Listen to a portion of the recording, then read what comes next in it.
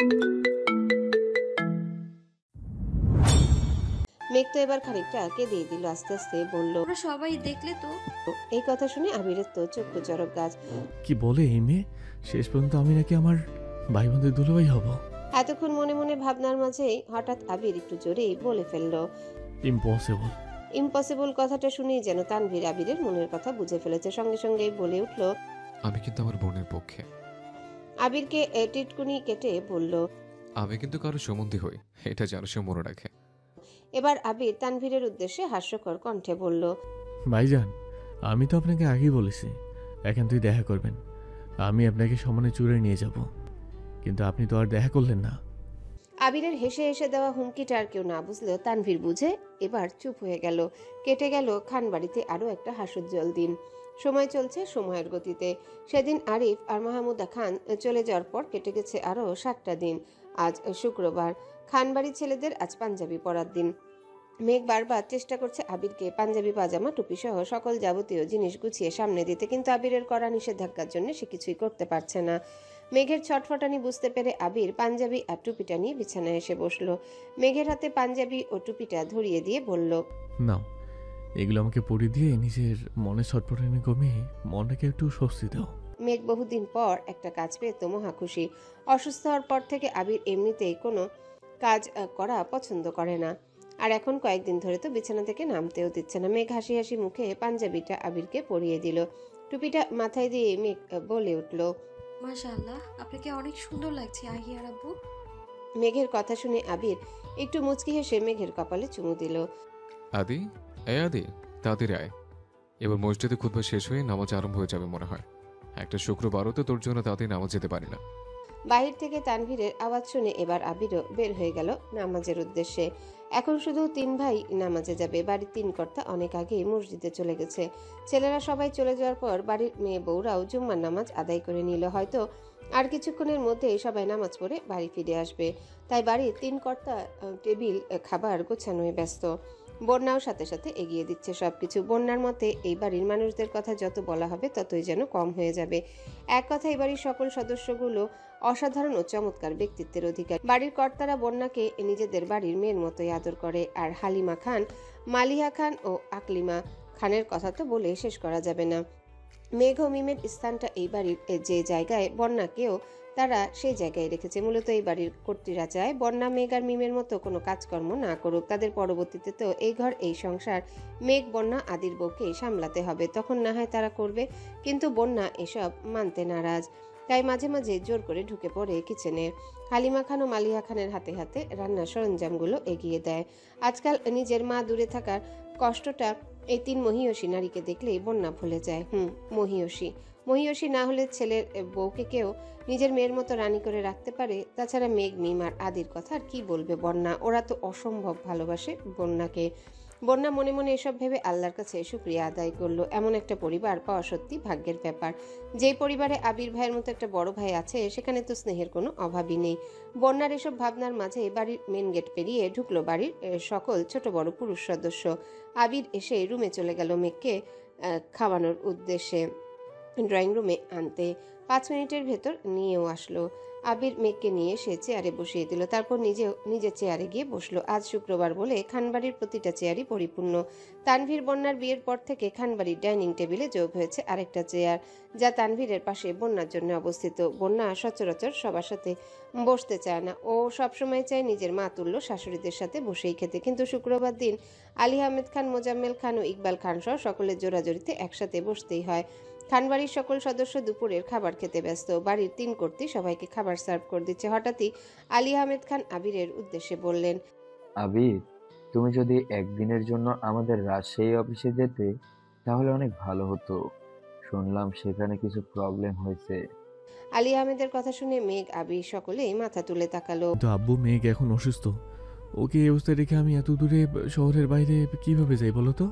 আমি বুঝতে পারছি তোমার ব্যাপারটা, কিন্তু আজ রাতের গাড়িতে ইকবাল সিলেটে যাবে, আর মোজাম্মেলের শরীরটাও ভালো না। ওকে কি করে বলি এত দূর যেতে? ভাইজানের কথার পরপরই কথা বললেন মোজাম্মেল খান। থাক না, আবির যেহেতু যেতে চাচ্ছে না, আমিই যাই। মোজাম্মেল খানের কথা শুনে এবার আবির উত্তর দিল। আচ্ছা ঠিক আছে, আমি যাব। কবে যেতে হবে বলো? মুখে হাসির রেখা টেনে আলী আহমেদ খান জানালেন। আজ রাতের গাড়িতেই চলে যাও। কাল সারাদিন সকল সমস্যার সমাধান করে আবার না হয় কাল রাতের গাড়িতে ফেরত এসো। ঠিক আছে আব্বু। বলি আবির খাওয়া শেষ করে বেসিনে হাত ধুতে চলে গেল। এবার মোজাম্মেল খান তানভীরের উদ্দেশ্যে বললেন। তোমার কি খবর? চাকরি জীবন কেমন চলছে? ভালো লাগছে তো? তানভীর খানিকটা হেসে জবাব দিল, এই তো আব্বু, আলহামদুলিল্লাহ ভালো আছি। এতক্ষণ যাবৎ মেঘ আদি ও মিম ফিসফিসিয়ে কথা বলে দুষ্টুমি করলেও এখন আব্বু ও বড় আব্বুর কথায় সবাই চুপ হয়ে গেছে। আবিরের রাজশাহী যাওয়ার কথা শুনে বন্যা তো বারবার মেঘের মুখের পানে তাকাচ্ছে। এতক্ষণ হাসি খুশি থাকা মেয়েটা যেন এখন কেঁদেই দিবে। আবির এসে যথারীতি মেঘকে আবারও রুমে নিয়ে গেল। মেঘের এখন প্রায় 8 মাস চলে। সময়ের তুলনায় পেটটা যেন একটু বেশি উঁচু হয়েছে। মেঘের কোথাও যাওয়ার প্রয়োজন পড়লে বেশিরভাগ আবির নিজেই ধরে ধরে নিয়ে যায়। আর আবিরের অনুপস্থিতিতে হালিমা খান, মালিহা খান, আকলিমা খান ও বন্যা তো আছে। এখন সন্ধ্যা 7টা। মেঘ একাই তো রুমে শুয়ে আছে। তার মনটা আজ ভালো নেই। একটু পর তার আবির ভাই রাত 10টার গাড়িতে রাজশাহী চলে যাবে। ভেবেই যেন মেঘের 2 চোখ নোনা জলে ভরে যাচ্ছে। আবির গিয়েছে 2য় তলায় তাদের আগের রুমে। এই তো কিছুক্ষণ আগে রাকিব আর রাসেল এসেছে। মূলত আবির নিজেই ওদের ডাকিয়েছে। যেহেতু আজ হঠাৎ করে রাজশাহী যাওয়ার সিদ্ধান্ত হয়েছে, তাই আবির আগামীকালে সকল কাজকর্ম রাকিব আর রাসেলকে বুঝিয়ে দিতে চায়। কিন্তু রাকিব আর রাসেল তা মানতে নারাজ। তাদের একটাই কথা, বন্ধু, এত কিছু কেন বোঝাচ্ছিস? মাত্র একটা দিনের ব্যাপারই তো। তারপর তুই ফিরে এসে সবকিছু নিজের মতো সামলে নিস। ওদের কথা শুনে আবির কিছুক্ষণ চুপ করে থাকলো। ওদের কি করে বোঝাবো? আজ মনটা কেমন জানি কুকাইছে। যদিও কখনো এরকম কিছু আমি বিশ্বাস করি না, কিন্তু আমার মেঘ তো করে। ওর সাথে থাকতে থাকতে দিন দিন ওর মতোই হয়ে যাচ্ছে। ওকে কেন জানি মনে হচ্ছে আমার মেঘের সাথেই দেখাই যেন শেষ দেখা আমার। রাসেল আবিরকে ডেকে বলল। কিরে, আবার কি ভাবতে বসলি? রাসেলের ডাকে আবিরের ভাবনাচ্যুত হলো। তারপর খানিকটা স্বাভাবিক হয়ে রাকিব ও রাসেলকে সবটা বুঝিয়ে দিল। রাকিব আবিরের কাঁধে হাত রেখে বলল, কিরে বন্ধু, কোনো সমস্যা? কি নিয়ে এত টেনশন? আবির এবার রাকিবের উদ্দেশ্যে বলল। জানি না রে। তারপর আবির খানিকক্ষণ চুপ করে থেকে আবারও বলল, রাকিব শোন, আমি যতটুকু সময় বাড়ির বাইরে আছি ততটুকু সময় তোরা কে ফোন বন্ধ রাখবি না। আমি বাড়িতে না থাকা অবস্থায় আল্লাহ না করুক মেঘের যদি কোনো সমস্যা হয়, তাহলে তানভীর যেন সাথে সাথে তোদের সাথে যোগাযোগ করতে পারে। আর তুই তো জানিস ওর জন্য আমি কাদেরকে রক্ত দেওয়ার কথা বলেছি। রাসেল স্বাভাবিক কণ্ঠে বলল, তুই এত টেনশন করিস না। মেঘের তো এখনো ডেলিভারির সময় হয়নি। তাছাড়া যে কোনো সময় আমরা তোর ফ্যামিলির পাশে আছি, তুই নিশ্চিন্তে যা। রাত 11টা বেজে 22 মিনিট। আকাশে রূপালি থালার মতো মস্ত বড় একটা চাঁদ উঠেছে। ঝনঝন শব্দে ট্রেন চলছে, সাথে চলছে আকাশের চাঁদটাও। কিন্তু আবিরের চাঁদ তার পাশে নেই, কাছে নেই। নিস্তব্ধ আবির ট্রেনের জানালা দিয়ে তাকিয়ে আছে দূরই আকাশের চাঁদের পানে। 2 চোখের পাতায় ঘুম নেই। মনটা কেন জানি অস্থির ভঙ্গিতে ছটফট করছে। বারবার চোখে ভাসছে আসার সময় মেঘের কান্না ভেজা 2টো চোখ। এই তো 2 ঘন্টা আগের কথা। মেঘ আবিরকে বিদায় দেওয়ার সময় অঝরে কেঁদেছিল। আবিরকে জাপটে ধরে বারবার বলেছিল, আহিয়ার আব্বু, আপনি প্লিজ একটু তাড়াতাড়ি আসার চেষ্টা করবেন। আমার আপনাকে ছাড়া কিচ্ছু ভালো লাগে না। আবির শুধু নিষ্পলক চোখে তাকিয়েছিল মেঘের মুখের দিকে। সে কি করে বোঝাবে মেঘকে তারও যে ভালো লাগছে না। এবার আবিরও মেঘকে শক্ত করে জড়িয়ে ধরল। তারপর হালকা ভাঙা ভাঙা কণ্ঠে বলল, মেঘ, আমায় কেন এত ভালোবাসিস বলতো? জানি না। যদি আমি কখনো না থাকি তাহলে এত ভালোবাসবি তো? মেঘ এবার হু হু করে কেঁদে উঠল আর বলল, আপনি এমন কেন বলছেন আহিয়ার আব্বু? আবির আর মেঘের 2 চোখের পানি মুছে দিয়ে ওর বন্ধ চোখের ভেজা পাতায় ওষ্ঠ ছুঁয়ে বলল। এমনিতেই বলেছি পাগলি, দেখলাম তুই কি বলিস। মেঘ আবারও আবিরকে শক্ত করে জাপটে ধরল। আবির মেঘের মাথায় ওষ্ঠ ছুঁয়ে বলল। মেঘ। মেঘ ভাঙা ভাঙা কণ্ঠে জবাব দিল, হুম। মানুষ মরণশীল। এই দুনিয়ায় আমরা কয়েকদিনের অতিথি মাত্র। যদি কখনো তোর আগে আমার মৃত্যু হয়, তখনও তুই আমার হয়ে থেকে যাস। কখনো কোনো অবস্থাতেই তোর বাকিটা জীবন অন্য কারো নামে লিখে দিস না। তুই মেঘ আমৃত্যু এই আবিরের কাছে সীমাবদ্ধ থাকিস। দীর্ঘ কথার পর আবির থামলো, কিন্তু তার হৃদয়ে হরণী মেঘ। তার তো কান্না থামার কোনো নামই নেই। অতঃপর আবির নিজেকে সামলে নিয়ে হাসি হাসি মুখে মেঘকে বলল, আরে পাগলি, সবকিছু এত সিরিয়াসলি কেন নিচ্ছিস? আমি কি এর আগে আর কখনো শহরের বাইরে যাইনি? প্রতিবারের মতো এবারও সুস্থভাবে ফিরে আসবো আমার মেঘের কাছে। আমি তো এমনই বলেছি কথাগুলো। মেঘ এবার আবিরের বুক থেকে মাথা তুলে তাকালো। আবিরের মুখটাকে 2 হাতের আজলায় নিয়ে বলল, আহিয়ার আব্বু, বলো আহিয়ার আম্মু। আমাকে কথা দিন, যত যাই হোক আল্লাহ তাআলা চাইলে আপনি আমার কাছে আবার ফিরে আসবেন। আবির মেঘের কপালে দীর্ঘ একটা চুমু খেয়ে বলল। ঠিক আছে, কথা দিলাম। এবার আমাকে বের হতে হবে। আবির হাতের ঘড়িটার দিকে তাকিয়ে বলল। রাত 9:10 বাজে। এখন যদি বের না হয় তাহলে ট্রেন মিস করব। আবির মুখে মলিন হাসির রেখা টেনে আবারও বলল। ম্যাম একটু হাসেন, আপনার হাসি মুখটা দেখে যাই। মেঘ চুপচাপ আবিরের মুখের পানে তাকিয়ে আছে। আবির সেটা দেখে খানিকটা ঝুঁকে মেঘের পেটে মাথা রেখে বলল। এই যে জুনিয়র, আপনি কি আমার কথা শুনতে পাচ্ছেন? আপনার আম্মুকে একটু হাসতে বলেন, আমার কথা তো কখনোই শোনে না। যদিও আপনার কথা শুনে। আর হ্যাঁ, মাম্মার খেয়াল রাখবেন, কেমন? আবিরের কথা শুনে এবার মেঘ ফিক করে হেসে দিল। টিং টিং মেসেজের শব্দে অতীতের ভাবনা থেকে বেরিয়ে এলো আবির। তার মেঘবতী মেসেজ দিয়েছে। একটা সুন্দর সকাল। মেঘ ড্রয়িং রুমে বসেছে নাস্তা করতে। আলী আহমেদ খান, মোজাম্মেল খান, ইকবাল খান ও তানভীর একটু আগেই নাস্তা করে বেরিয়ে গেছেন। এখন মেঘ, বন্যা, মিম আদিও বাড়ির 3 কর্ত্রী নাস্তা করতে বসেছে। মালিহা খান মেঘের উদ্দেশ্যে বললেন। মেঘ খেতে খেতে জবাব দিল। বলো বড় আম্মু। আবির ফোন দিয়েছিল, ও কি পৌঁছে গেছে? হ্যাঁ বলো আম্মু। উনি আরো 1 ঘন্টা আগে ফোন দিয়ে জানিয়েছিল পৌঁছে গেছে। বলেছেন তোমাদের সবাইকে জানিয়ে দিতে, কিন্তু তুমি তো রুমে ছিলে না, তাই জানানো হয়নি। ও ঠিক আছে। নাস্তা শেষে সবাই যার যার মতো নিজ নিজ কাজে চলে গেল। ড্রাইভার মিমকে কলেজে ও আদিকে স্কুলে পৌঁছে দিবে। বন্যা মেঘকে ধরে তার রুমে পৌঁছে দিল। ননদিনী, তোর জন্য একটা সারপ্রাইজ আছে। সারপ্রাইজ? আমার জন্যে? তুই একটু অপেক্ষা কর, আমি রুম থেকে নিয়ে আসছি। বলেই বন্যা তাড়াহুড়ো করে ছুটে গেল নিজের রুমের দিকে। এই দেখ ননদিনী। বন্যার কথা শুনে মেঘ পিছনে ফিরে তাকালো। বন্যা কখন ফিরে এসেছে মেঘ খেয়ালই করেনি। মেঘ বন্যার দিকে তাকিয়ে দেখলো বন্যার হাতে কয়েকটা নকশি কাঁথা। সুন্দর সুন্দর এক কালার কয়েকটা কাপড়ের মধ্যে রং বেরঙের সুতা দিয়ে ডিজাইন করে কাঁথা বানিয়েছে। এগুলো দেখে মেঘের মুখে সহসা হাসি ফুটে উঠল। মেঘ বন্যাকে জড়িয়ে ধরে বলল। Thank you baby. বিকেল 5:30। প্রচন্ড গরমে ঘেমে এইমাত্রই তানভীর বাড়িতে ফিরেছে। রুমে এসে বন্যাকে বলল। বন্যা, আমার ফোনটা চার্জে দাও, আমি শাওন নিয়ে আসছি। বলেই তানভীর ওয়াশরুমের দিকে চলে গেল। তানভীরের কথা অনুযায়ী বন্যা ফোনটা চার্জে দিয়ে নিচে চলে গেল কফি আনতে। ফোন বাজছে তার আপন গতিতে। কে যেন একটার পর একটা কল দিয়েই যাচ্ছে। তানভীর অধৈর্য হয়ে ওয়াশরুম থেকে বন্যাকে ডাকা শুরু করলো। কিন্তু মেয়েটার কোনো সাড়া পেল না। কিছুটা বিরক্ত ভঙ্গিতে গায়ে সাবান নিয়ে বাইরে বের হয়ে কল রিসিভ করলো তানভীর। দিনের শুরুতে আবির ভাইয়ের জন্য মনটা ছটফট করলেও বাকিটা সময় খুব তাড়াতাড়ি কেটে গেল মেঘের। দুপুরের পর থেকে বন্যা মিমের সঙ্গে আড্ডা দিয়ে বাকিটা সময় পার করেছে মেঘ। এই যে এখনো ড্রয়িং রুমে বসে সবার কাজকর্ম দেখছে। ননদিনী, কফি খাবি? না, তুই খা। আমিও খাবো না, তোর ভিলেন ভাইয়ের জন্য বানাতে যাচ্ছি, খেলে বল। মেঘ কোনো উত্তর দেওয়ার আগে সবার নজর পড়ল সিঁড়ির দিকে। তানভীর কানে ফোন চেপে ধরে তাড়াহুড়ো করে নামছে। ওকে দেখে বোঝা যাচ্ছে কোথাও বেরোচ্ছে, কিন্তু কোথায় তা বন্যা জানে না। তাই সামনে গিয়ে জিজ্ঞাসা করলো। আপনি কি কোথাও বের হচ্ছেন? কফি বানাচ্ছি, খেয়ে যান। না, এখন খাবো না। আর শোনো, একটা গুরুত্বপূর্ণ কাজে যাচ্ছে, ফিরতে লেট হবে। এমনকি রাতে নাও ফিরতে পারি। আপু জিজ্ঞেস করে বলো, খুব ইম্পর্টেন্ট, তাই যেতে হবে।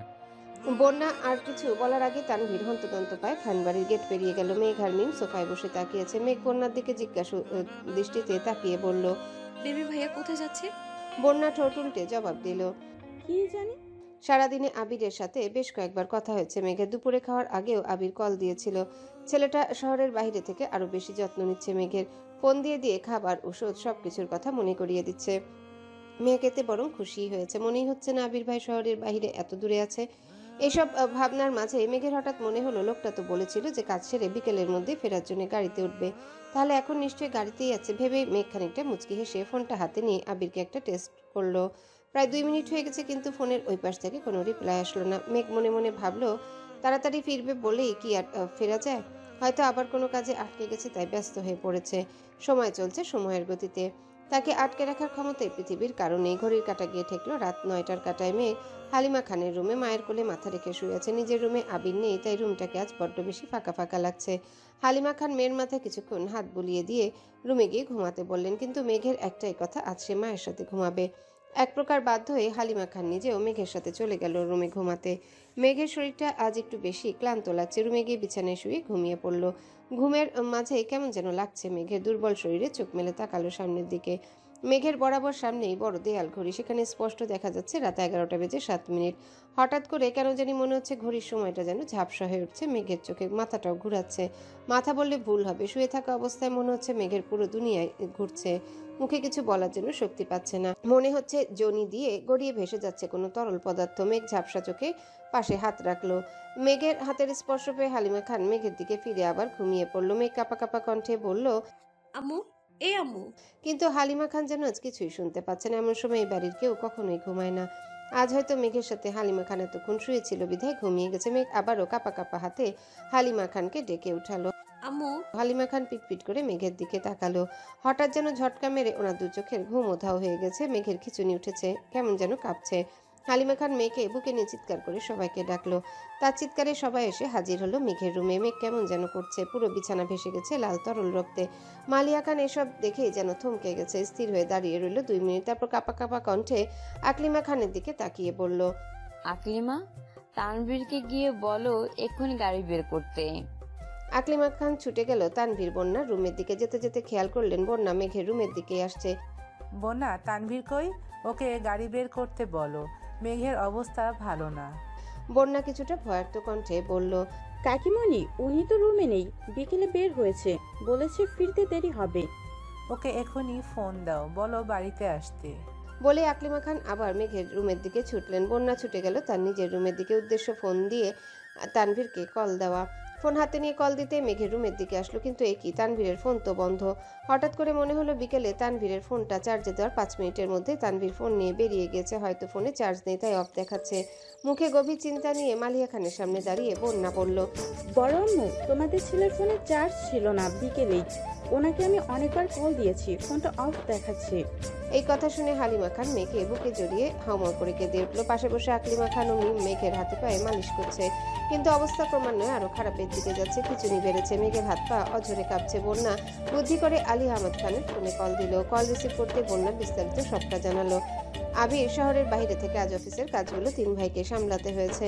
সব ঝামেলা সামলাতে আজ এত রাত হয়ে গেছে। আগামীকাল গুরুত্বপূর্ণ একটা মিটিং আছে, মূলত সেটারই প্রস্তুতি চলছিল। মিম মেঘের বিছানার পাশ থেকে মেঘের ফোনটা নিয়ে অনবরত আবিরের ফোনে কল দিয়ে যাচ্ছে, কিন্তু আবিরের ফোনটাও বন্ধ। উপস্থিত সকলেরই চিন্তা যেন আরো বেড়ে গেল। আবিরের ফোন তো কখনোই বন্ধ থাকে না, মেঘের এমন অবস্থায় তো কোনো ক্রমেই না। মালিয়া খান হঠাৎ কোনো কিছু মনে পড়ার ভঙ্গিতে মিমকে ডেকে বললেন, মিম, জলদি আমার রুমে যাও, বেডের পাশে টেবিলের ডরে একটা ডায়েরি আছে, সেটা নিয়ে আসো জলদি।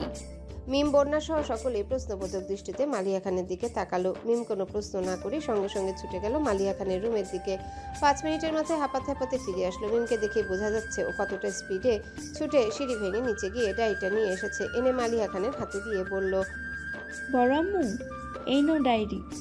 মালিয়া খান সঙ্গে সঙ্গে ডায়েরিটা হাতে নিয়ে 2টো নাম্বার বের করে দিয়ে বন্যার উদ্দেশ্যে বলল, না, এখানে রাকিব ও রাসেলের নাম্বার আছে, জলদি কল দাও, ওদেরকে তানভীরের অবস্থান জিজ্ঞাসা করো এবং মেঘের অসুস্থতার কথা জানাও।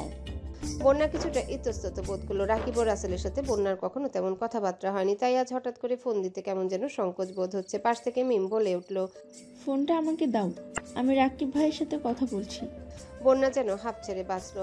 আরেকবার নিস্তব্ধতা ছড়িয়ে পড়লো পুরো রুমে। এতক্ষণ শক্ত হয়ে দাঁড়িয়ে থাকা মালিয়া খান মুহূর্তে ধপ করে বসে পড়লো বিছানার কোনায়। হতাশায় দীর্ঘশ্বাস ফেললো আর বন্যাকে বলল, তোমার বড় আব্বুকে বলো সবাইকে নিয়ে তাড়াতাড়ি বাড়ি ফিরতে। একটু আগে মিম রাকিবকে কল দিয়েছিল। রাকিব ঢাকায় নেই, শহরের বাইরে আছে। রাসেলকে কল দিয়ে কোনো লাভ নেই, কারণ রাসেল ও তানভীর রাকিবের সঙ্গেই আছে। তানভীর জানিয়েছে কিছুক্ষণের মধ্যে অ্যাম্বুলেন্স বাড়িতে পৌঁছে যাবে। তাছাড়া মেঘের সাহায্যের জন্য কতগুলো আবিরের চেনা জানা ছোট ভাই যাবে। তানভীরের সাথে কথা হয়েছে প্রায় 10 থেকে 15 মিনিট হয়েছে। হঠাৎ করে নিচ থেকে অ্যাম্বুলেন্সের শব্দ ভেসে আসছে, সাথে ভেসে আসছে কলিং বেলের শব্দ। মিম ছুটে গেল নিচে। মেয়েটা আজ অতিরিক্ত ঘাবড়ে গেছে। প্রাণপ্রিয় বোনের এই অবস্থা দেখে নিজেকে কিছুতেই সামলাতে পারছে না। যে যেদিকে বলছে সেদিকেই দৌড়াচ্ছে আর অনবরত কান্না করছে। কলিং বেলের শব্দ বেড়েই যাচ্ছে। মিম ছুটে গিয়ে দরজা খুলে দরজার বাহিরে দাঁড়িয়ে আছে পরিচিত একটা মুখ। মিম এক নজর আশেপাশে তাকিয়ে ঝাঁপিয়ে পড়লো আরিফের বুকে। ভাঙা ভাঙা কণ্ঠে কাঁদতে কাঁদতে বলল, আমার মেঘ আপুকে বাঁচাও, আপুর অবস্থা ভালো না। আবির ভাইয়া, তানভীর ভাইয়া, আব্বু ও চাচুরা কেউ বাড়িতে নেই। আরিফ মিমের মাথায় ভরসার হাত রেখে বলল, তুমি কোনো চিন্তা করো না, আমি এসে গেছি তো। ভাবিকে এখনই হসপিটালে নেওয়া হবে। তানভীর ভাইয়া আমাকে ফোনে সবটাই জানিয়েছে। চলো ভাবির রুমে যাই। আরিফের সাথে আরো কিছু এলাকার ছেলেরা এসেছে। তারা বাইরে অ্যাম্বুলেন্সের কাছেই দাঁড়িয়ে আছে। মেঘের রুমের বাইরে আরিফ দাঁড়িয়েছে। মিম ছুটে গেল ভিতরে। আকলিমা খান ও বন্যা মেঘের পরনে ড্রেসটা চেঞ্জ করে দিল, যা ইতিমধ্যে লাল রক্তে রঞ্জিত হয়ে উঠেছে। সবকিছু ঠিকঠাক করে আকলিমা খান আরিফকে ভেতরে ডাকলো। আরিফ কিছুটা ইতস্তত করে মেঘের মুখের পানে তাকালো। মেঘের অবস্থা অনেক খারাপ। মুহূর্তে কেন যেন আরিফের বুকের ভেতরটা কেঁপে উঠল।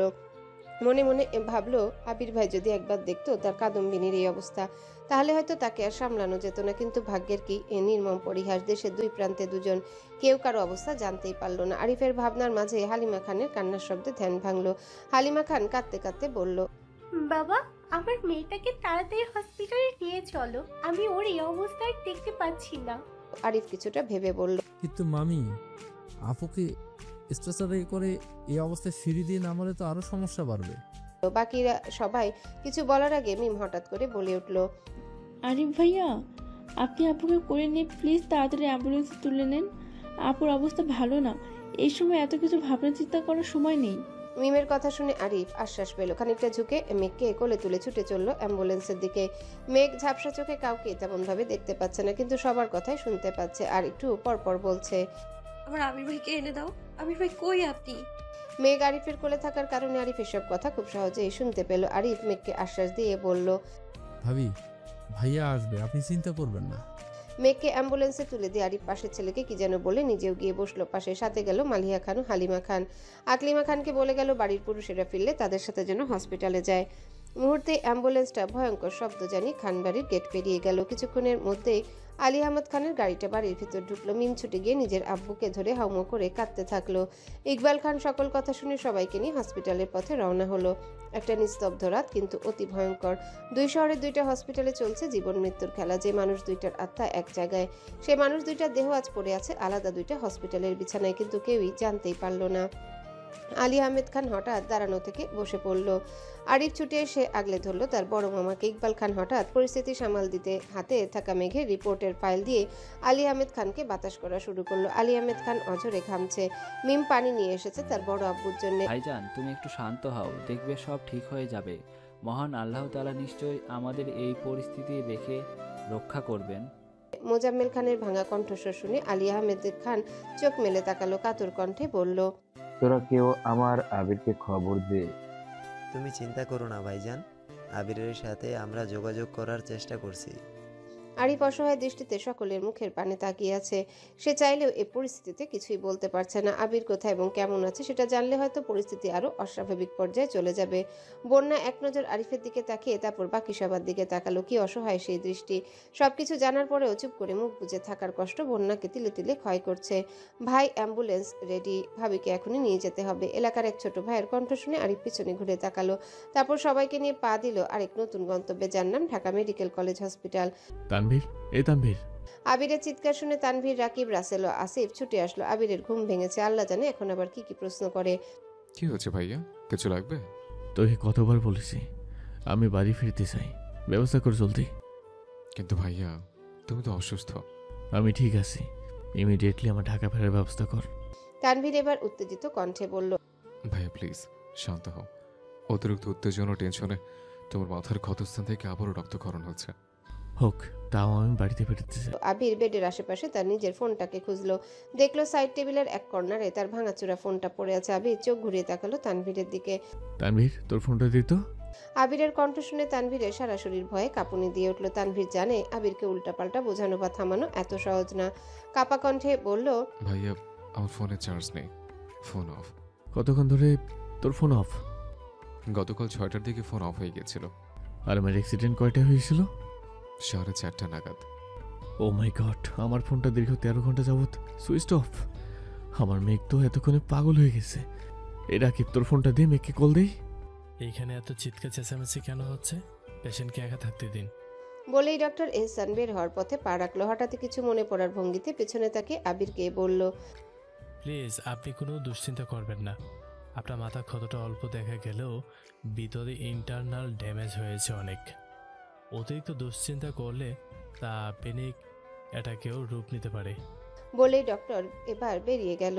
রাত 2টা। ডক্টর দীর্ঘ 1 ঘন্টা চেষ্টার পর মেঘের খিঁচুনি কমাতে সক্ষম হয়েছে। ইতিমধ্যে ব্লিডিংও কিছুটা কমে এসেছে। এমার্জেন্সি রুম থেকে ডক্টর বেরিয়ে আসতে খানবাড়ির সদস্যরা এগিয়ে আসলো। ইকবাল খান ডক্টরকে প্রশ্ন করলেন, ডক্টর, মেঘের অবস্থা এখন কেমন? এখন মোটামুটি ভালো, খিঁচুনি ও ব্লিডিং দুইটাই কমে এসেছে। পেশেন্টকে ঘুমের ইনজেকশন দেওয়া হয়েছে। আপাতত পেশেন্টের রেস্টের প্রয়োজন। ডক্টরের মন্তব্য শোনার পর আরিফ প্রশ্ন করলো, আমরা কি এখন ভাবির সাথে দেখা করতে পারি?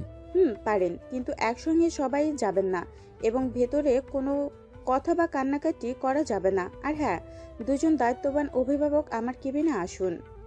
বলেই ডক্টর কেবিনের দিকে চলে গেল। ইকবাল খান আলী আহমেদ খানের উদ্দেশ্যে বললেন, ভাইজান, সবটাই তো শুনলে। তোমরা মেঘের সাথে দেখা করতে যাও, আমি আর আরিফ ডক্টরের কেবিনে যাচ্ছি। ঠিক আছে। এবার আলী আহমেদ খান মোজাম্মেল খানের উদ্দেশ্যে বললেন, মোজাম্মেল আর কতক্ষণ স্তব্ধ হয়ে বসে থাকবে? চলো, মেয়েকে দেখতে যাবে। মোজাম্মেল খান ভাইয়ের কথার কোনো উত্তর না দিয়ে উঠে এসে ভাইকে জড়িয়ে ধরে হু হু করে কেঁদে দিলেন। ভাঙা ভাঙা কণ্ঠে বললেন, ভাইজান, আমরা আর একমাত্র মেয়ে, ওর কিছু হলে আমি সইতে পারবো না। ভাইজান, ডক্টরকে বলেন বেস্ট চিকিৎসা দিতে, যত টাকা লাগে আমি দিব। বলেই আবারও কান্নায় ভেঙে পড়লেন। আলী আহমেদ খান মোজাম্মেল খানকে সামলাতে হিমশিম খাচ্ছে। তিনি নিজেও তো হার্টের রোগী, একবার স্ট্রোক করেছেন। ইকবাল খান মোজাম্মেল খানকে সরিয়ে এনে একটা চেয়ারে বসালো। মোজাম্মেল খান ইকবাল খানের দিকে তাকিয়ে মেজাজি কণ্ঠে বলে উঠল, কোথায় তোমাদের গণধর ছেলে আবির? আমি ওকে আমার মেয়ের দায়িত্ব দিয়েছিলাম। বাড়িতে যে কোনো সময় মেঘের বিপদ হতে পারে জেনেও সে কেন ফোন অফ করে রেখেছে? তাকে এক্ষুনি খবর দেওয়ার ব্যবস্থা করো। বলো রাজশাহী থেকে এই রাতে গাড়িতেই বাড়ি ফিরতে। বাড়ির সকলেই অবাক লোচনে তাকিয়ে আছে মোজাম্মেল খানের দিকে। কথায় আছে পুরুষ মানুষকে কাঁদতে নেই, কিন্তু আজ যেন মোজাম্মেল খান সেই নিয়ম মানতে নারাজ। সবসময় শক্তপোক্ত হয়ে থাকা মানুষটাও আজ মেয়ের শোকে কাতর। একমাত্র মেয়ের অবস্থা দেখে নিজেকে আর সামলাতে পারছে না। এসব দেখে হালিমা খান মুখে আঁচল দিয়ে ফুপিয়ে কাঁদছে। আসবো? আরিফের কণ্ঠ পেয়ে ডক্টর সামনে তাকিয়ে দেখলো আরিফ ও ইকবাল খান দাঁড়িয়ে আছে। আসুন। ওরা সামনে এগিয়ে গিয়ে চেয়ারে বসলো। ডক্টর ইকবাল খানের উদ্দেশ্যে বললেন, দেখুন মিস্টার খান, সত্যি এটাই যে আপনাদের পেশেন্টের অবস্থা খুব একটা ভালো না। আপনারা নিশ্চয়ই আগে থেকেই অবগত আছেন পেশেন্টের প্লাসেন্টা প্রিভিয়া প্রবলেম আছে। মূলত সেই কারণে এত রক্তক্ষরণ। আপনারা অতি শীঘ্রই রক্তের ব্যবস্থা করুন। ডক্টরের কথার মাঝে আরিফ বলল, রক্তের ব্যবস্থা করা আছে ডক্টর। রক্ত কখন লাগবে শুধু জানাবেন। ঠিক আছে, পেশেন্ট আজ রাত এই হসপিটালে অবজারভেশনে থাকুক। যদি এর মাঝে কোনো সমস্যা না হয় তাহলে তো আলহামদুলিল্লাহ, কিন্তু যদি আবারও ব্লিডিং শুরু হয় তাহলে সম্পূর্ণ ব্যাপারটা আমাদের হাতের বাইরে চলে যাবে। ইকবাল খান ও চিন্তিত কণ্ঠে জিজ্ঞাসা করলেন, তাহলে উপায় কি ডক্টর? আমি ইতিমধ্যে আমাদের সিনিয়র ডক্টরের সাথে যোগাযোগ করেছি। উনি রেকমেন্ড করেছে যে পরবর্তীতে আবারও কোনো সমস্যা হলে ঢাকা হসপিটালে নিয়ে যাওয়ার জন্য। এই সমস্যার বেস্ট চিকিৎসা ওই জায়গাতেই পাওয়া যাবে। ঢাকা হসপিটালে অনেক সিনিয়র ডক্টর আছে যারা আমাদের থেকেও অনেক বেশি পারদর্শী। আপনারা আল্লাহকে ডাকুন যেন সমস্যা আর না বাড়ে। আমরা এখনও শিওর না, বাট পেশেন্টের অবস্থা যদি উন্নত না হয় তাহলে হয়তো পেশেন্টকে 8 মাসেই সিজার করানো লাগতে পারে। ডক্টরের কথা শুনে আরিফ আর ইকবাল খান কেবিনের বাহিরে চলে আসলো। ইতিমধ্যে সকলে মেঘের সাথে দেখা করে চলে এসেছে। চঞ্চল মেয়েটা আজ কোনো কথা বলছে না। তার নিথর দেহটা হসপিটালের বিছানায় পড়ে আছে। শুধু নিঃশ্বাসের ওঠানামা ছাড়া পুরো দেহ নিস্তব্ধ। ইকবাল খান ও আরিফকে দেখে খান পরিবারের সদস্যরা এগিয়ে এসে জানতে চাইলেন ডক্টর কি বলছে। ইকবাল খান ওদের তেমন কিছু জানালেন না, শুধু বললেন, সবাই আল্লাহকে ডাকো। মেঘ যদি সকালের মধ্যে সম্পূর্ণ সুস্থ না হয় তাহলে তাকে ঢাকা হসপিটালে শিফট করা হবে। এই কথা শুনে সকলে চোখে জল ফেলছে। ওইদিকে বন্যা বারবার তানভীরকে কল দিয়ে যাচ্ছে, কিন্তু বরাবরের মতো এখনো ফোনটা বন্ধ। বাধ্য এবার রাকিবের ফোনে কল দিল বন্যার কণ্ঠ পেয়ে রাকিব ফোনটা তানভীরের কাছে দিয়ে দিল। হ্যালো। ফোনের ওপারে তানভীরের কণ্ঠ পেয়ে বন্যা ফুপিয়ে কেঁদে উঠল। বন্যার কান্নার শব্দ পেয়ে তানভীর শান্ত কণ্ঠে বলল, বন্যা প্লিজ শান্ত হও, সব ঠিক হয়ে যাবে। বন্যা ভাঙা ভাঙা কণ্ঠে বলল, আপনি কোথায়, কেমন আছেন? আমি রাজশাহীতে ভালো আছি, তুমি প্লিজ একটু শান্ত হও। রাজশাহীতে কেন? সেখানে তো আবির ভাইয়াও আছে। উনি কি জানেন মেঘের এই অবস্থা? না, জানি না। কেন, আপনারা কি তাকে কিছু বলেননি? না। কেন বলুন তো? কারণ সে এখন শোনার অবস্থাতে নেই। কথাটা কর্ণ করে পৌঁছাতে বন্যা আটকে উঠে জিজ্ঞাসা করলো, কি হয়েছে আবির ভাইয়া? তানভীর চুপচাপ। ফোনের ওপার থেকে আর কোনো কথা শোনা যাচ্ছে না। বলুন না কি হয়েছে আবির ভাইয়ার, প্লিজ আমাকে সবটা খুলে বলুন। তানভীর কথা বলতে পারছে না, মনে হচ্ছে কণ্ঠ ভেঙে ভেঙে আসছে। ভাঙা ভাঙা কণ্ঠে বলল, বন্যা, আমি এত কিছু আর সইতে পারছি না। একদিকে ভাই অ্যাক্সিডেন্ট করে হসপিটালে ভর্তি, অন্যদিকে বোনের অবস্থাও ভালো না। বোনের কাছে তো তোমরা সবাই আছো, কিন্তু ভাইয়ের কাছে আমরা মাত্র কয়েকজন। আমি না পারছি বোনের টেনশনের আছে থাকতে, আর না পারছি ভাইয়াকে ছেড়ে ঢাকায় ফিরতে। ওদের দুজনে করুণ অবস্থা ভেবে আমার নিঃশ্বাস বন্ধ হয়ে আসছে। আপনি প্লিজ শান্ত হন। আবির ভাইয়ের কি হয়েছে আমাকে একটু পরিষ্কার করে বলবেন প্লিজ। তানভীর গলা খাকানি দিয়ে বলা শুরু করলো, ভাইয়া বোনের কথা চিন্তা করে সব কাজ তাড়াতাড়ি করে শেষ করে ফেলেছিল। আমাকে কল দিয়ে বলেছিল সে তাড়াতাড়ি ফিরবে এবং বোনকে সারপ্রাইজ দেবে। কিন্তু রাজশাহী থেকে ঢাকা রোডে ভাইয়াদের গাড়িটা অ্যাক্সিডেন্ট হয়। যেহেতু ভাইয়া আমার সাথে কথা বলার কিছুক্ষণ পরে অ্যাক্সিডেন্টটা ঘটেছিল, তাই অ্যাক্সিডেন্টের পর ভাইয়ার ভাঙাচোরা ফোন থেকে কল লিস্টে প্রথমে আমার নাম্বারটি পাওয়া যায়। সে অনুযায়ী রাস্তার একজন লোক বিকেলে আমাকে কল করলেন এবং ভাইয়ার অ্যাক্সিডেন্টের খবর দিলেন। খবরটা পেয়ে আমি, রাকিব, রাসেল ও আসিফ ভাইয়া যতটা তাড়াতাড়ি সম্ভব স্পটে পৌঁছে দেখি ইতিমধ্যে ভাইয়াকে রাজশাহী সদর হসপিটালে নেওয়া হয়েছে। ভাইয়া মাথায় এবং পিঠে মেরুদণ্ডতে প্রচণ্ড আঘাত পেয়েছে। তানভীরের এত দীর্ঘ কথা শুনে বন্যা আবারও ফুপিয়ে কেঁদে উঠল। বলল, এখন আবির ভাইয়া কেমন আছে? ভালো না, আইসিইউতে আছে। ঘণ্টাখানেক আগে অনেক কষ্টের পর ডক্টর জ্ঞান ফেরাতে সক্ষম হয়েছিল, কিন্তু জ্ঞান ফেরার পর থেকেই ভাইয়া বারবার বোনকে খুঁজেছে। বলছে, তানভীর প্লিজ আমাকে মেঘের কাছে নিয়ে চল, আমার কেমন কেমন লাগছে। আমি আমার মেঘকে দেখতে চাই, আমি ফিরতে চাই। ভাইকে অনেক বোঝানোর চেষ্টা করেছে, কিন্তু এতে তার পাগলামি আরও বাড়ছে। বারবার বলছে, মেঘের কাছে গেলে আমি ভালো হয়ে যাব, এখানে দেখে আমার মনটা সাড়া দিচ্ছে না। আমি কিছুতেই ভাইকে সামলাতে পারছিলাম না। অবশেষে ডক্টর বাধ্য হয়ে তাকে ঘুমের ইঞ্জেকশন দেয়। এখন আপাতত ভাইয়া ঘুমাচ্ছে, কিন্তু জানি না জ্ঞান ফিরলে তাকে কিভাবে সামলাবো। সাবধানে থাকবেন, আবির ভাইয়ের খেয়াল রাখবেন। বন্যা শোনো, ওই দিকটা তোমরা প্লিজ সামলে নিও। আর হ্যাঁ, আরিফ সবটাই জানে, কোনো কিছু প্রয়োজন পড়লে আরিফকে বলবে। আর আবির ভাইয়ের এই অবস্থার কথা কাউকে বলার প্রয়োজন নেই। ওইদিকে মেঘ এখনো ঘুমোচ্ছে। রাত বাজে প্রায় 4টা, এখন পর্যন্ত কোনো সমস্যা দেখা দেয়নি, তাই ডক্টর আশা রাখছে হয়তো ও সবটা সামলে নিবে। খানবাড়ির কিছু সদস্য বাড়িতে গেছে, আর কিছু সদস্য হসপিটালে মেঘের কেবিনের সামনে অপেক্ষা করছে। খানবাড়িতে আদি একা আছে। ছেলেটা হয়তো আজ এই ভয়ঙ্কর রাতে একটু তাড়াতাড়ি ঘুমিয়ে গিয়েছিল, তাই জানতেই পারল না তার ঘুমের মাঝে খানবাড়িতে ঘটে গেছে কত অনাকাঙ্ক্ষিত ঘটনা। আদির কথা ভেবে মোজাম্মেল খান আকলিমা খানকে বাড়িতে চলে যেতে বললেন। যদিও আকলিমা খান যেতে চায়নি, কিন্তু বড় ভাসুরের আদেশ কি করে সে ফেলবে। রাতের আধার কাটিয়ে এখন ভোরের আলো ফুটবে ভাব। ঠিক তখনই শোনা গেল আবারও মেঘের আর্তনাদ। সকলেই ছুটে গেল মেঘের কেবিনের দিকে। এসে দেখলো আবারও ব্লিডিং শুরু হয়েছে। আরিফ ও ইকবাল খান ছুটে গেল ডক্টরের কাছে। ডক্টর এসে সবটা দেখে আলী আহমেদ খানের দিকে তাকিয়ে বললেন, সরি মিস্টার খান, আমাদের হাতে আর কিছুই নেই। আপনারা আল্লাহকে ডাকুন এবং পেশেন্টকে অতি তাড়াতাড়ি ঢাকা মেডিকেলে শিফট করার ব্যবস্থা করুন। আই এম সরি বলে ডক্টর কেবিন থেকে বেরিয়ে চলে গেল। আলী আহমেদ খান হঠাৎ দাঁড়ানো থেকে বসে পড়ল। আরিফ ছুটে এসে আগলে ধরল তার বড় মামাকে। ইকবাল খান হঠাৎ পরিস্থিতি সামাল দিতে হাতে থাকা মেঘের রিপোর্টের ফাইল দিয়েই আলী আহমেদ খানকে বাতাস করা শুরু করলো। আলী আহমেদ খান অঝরে ঘামছে। মিম পানি নিয়ে এসেছে তার বড় আব্বুর জন্য।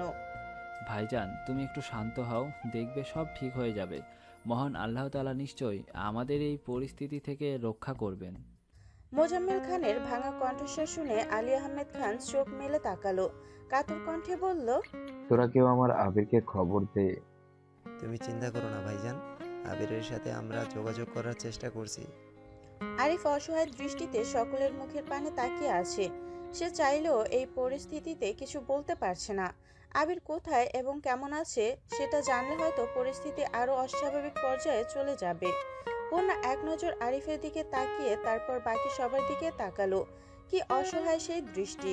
সবকিছু জানার পরেও চুপ করে মুখ বুজে থাকার কষ্ট বন্যাকে তিলে তিলে ক্ষয় করছে। ভাই, অ্যাম্বুলেন্স রেডি, ভাবিকে এক্ষুনি নিয়ে যেতে হবে। এলাকার এক ছোট ভাইয়ের কণ্ঠ শুনে আরিফ পিছনে ঘুরে তাকালো।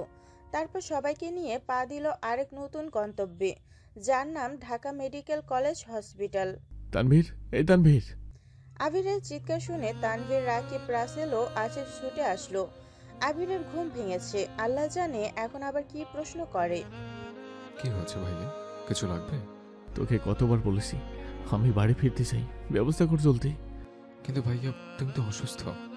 আমি ঠিক আছি, ইমিডিয়েটলি আমার ঢাকা ফেরার ব্যবস্থা কর। তানভীর এবার উত্তেজিত কণ্ঠে বলল, ভাইয়া প্লিজ শান্ত হও। অতিরিক্ত উত্তেজনা ও টেনশনে তোমার মাথার ক্ষতস্থান থেকে আবারও রক্তক্ষরণ হচ্ছে। হোক, তাও আমি বাড়ি ফিরতে চাই। আবির বেডের একপাশে তার নিজের ফোনটাকে খুঁজলো, দেখলো সাইড টেবিলের এক কর্নারে তার ভাঙাচুরা ফোনটা পড়ে আছে। আবির চোখ ঘুরিয়ে তাকালো তানভীরের দিকে। তানভীর, তোর ফোনটা দে তো। আবিরের কণ্ঠ শুনে তানভীরের সারা শরীর ভয়ে কাঁপুনি দিয়ে উঠল। তানভীর জানে আবিরকে উল্টোপাল্টা বোঝানো বা থামানো এত সহজ না। কাপা কণ্ঠে বলল, ভাইয়া আমার ফোনে চার্জ নেই, ফোন অফ। কতক্ষণ ধরে ফোনটা অফ? গতকাল 6টার দিকে ফোন অফ হয়ে গিয়েছিল। আর আমার অ্যাক্সিডেন্টে কয় ঘন্টা ছিল? 4:30 নাগাদ। ও মাই গড, আমার ফোনটা দীর্ঘ 13টা ঘন্টা যাবৎ সুইচ অফ। আমার মেঘ তো এতক্ষণে পাগল হয়ে গেছে। এরা কি? তোর ফোনটা দে, মেঘে কল দেই। বলে ডক্টর এহসান বের হওয়ার পথে পা রাখলো। হঠাৎই কিছু মনে পড়ার ভঙ্গিতে পেছনে তাকিয়ে আবিরকে বলল, বলে ডক্টর এবার বেরিয়ে গেল। প্রতিদিনের ন্যায় সকালের আকাশে আজ রক্তিম সূর্যটা উঠেছে, তেজও আছে প্রতিদিনের মতোই, কিন্তু প্রতিদিনের মতো খানবাড়ির মানুষের মনে শান্তি নেই। সকালের স্নিগ্ধতা নেই, নেই কোনো নাস্তা খাওয়া বা অফিস যাওয়ার তারা। আজ অতি ভয়ঙ্কর একটা সকালে সাক্ষী হলো খান পরিবার। কিছুক্ষণ আগে মেঘকে ঢাকা মেডিকেল কলেজ হাসপাতালে ভর্তি করা হয়েছে। একটা নার্স বারবার চেষ্টা করছে মেঘের শরীর থেকে এক সিরিজ ব্লাড নিয়ে টেস্ট করার জন্য, কিন্তু কিছুতেই তা সম্ভব হচ্ছে না। ব্লাড নেওয়ার জন্য নার্স শরীরে কোনো সঠিক শিরা খুঁজে পাচ্ছে না। এদিকে ব্লাড টেস্ট করে ব্লাড দেওয়া অতি জরুরি। ইতিমধ্যে খান পরিবারের ডক্টরের পরামর্শ অনুযায়ী 7 ব্যাগ রক্তের যোগান দিয়েছে, কিন্তু কিছুতেই তা সম্ভব হচ্ছে না। এতক্ষণে মেঘের পেটে ব্যথা শুরু হয়েছে। মেয়েটা ব্যথায় কুঁকড়ে আছে, ঝাপসা চোখে কিছুই দেখতে পাচ্ছে না। তাও ও বন্ধ দু চোখ ব্যর্থ চেষ্টা করছে আবিরকে খোঁজার। চোখ বন্ধ করে বারবার একটা কথাই বলছে, আমার আবির ভাইকে এনে দাও কেউ। মিটিং চলছে গত 1 ঘন্টা ধরে। 15 জন ডক্টরের একটা টিম কাজ করছে মেঘের সমস্যা নিয়ে।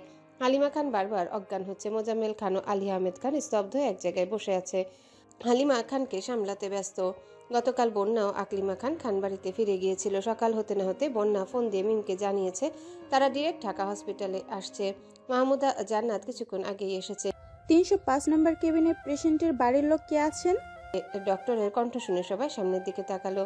আরিফ, মাহমুদা খান ও ইকবাল খান দ্রুত ডক্টরের সামনে এগিয়ে গেল। ডক্টর, আমরা আছি। আপনি কি হন পেশেন্টের? ভাই। পেশেন্টের হাজবেন্ড কই? উনি আপাতত শহরের বাইরে আছে। কি হয়েছে প্লিজ আমাদের বলুন। ওনার অবর্তমানে আমরাই পেশেন্টের গার্ডিয়ান। এখানে পেশেন্টের বাবা মা শ্বশুর শাশুড়ি ভাই চাচা চাচি সবাই আছে। পেশেন্টের হাজবেন্ড কই? কেন ডক্টর, কোনো গুরুতর সমস্যা? প্লিজ আমাদেরকে বলুন। ঠিক আছে, আপনারা যে কোনো 2 জন আমার কেবিনে আসুন। ডক্টরের পিছু পিছু আরিফ ও ইকবাল খান কেবিনে ঢুকলো। বসুন। আরিফ ও ইকবাল খান চেয়ার টেনে বসলো। দেখুন মিস্টার, পেশেন্টের অবস্থা খুবই ক্রিটিক্যাল। এই অবস্থায় সিজার করা অতি জরুরি। তাছাড়া পেশেন্টের পেটে টুইন বেবি, যার কারণে পেশেন্টের শারীরিক ঝুঁকি অনেক বেশি। আরিফ ও ইকবাল খান অবাক দৃষ্টিতে দুজনের দিকে তাকালো। মেঘের সকল রিপোর্ট আবিরের কাছেই থাকে। মেঘের টুইন বেবির কথা বাড়ির কেউ জানতো না। হয়তো আবির কোনো কারণে কাউকে কিছু জানায়নি।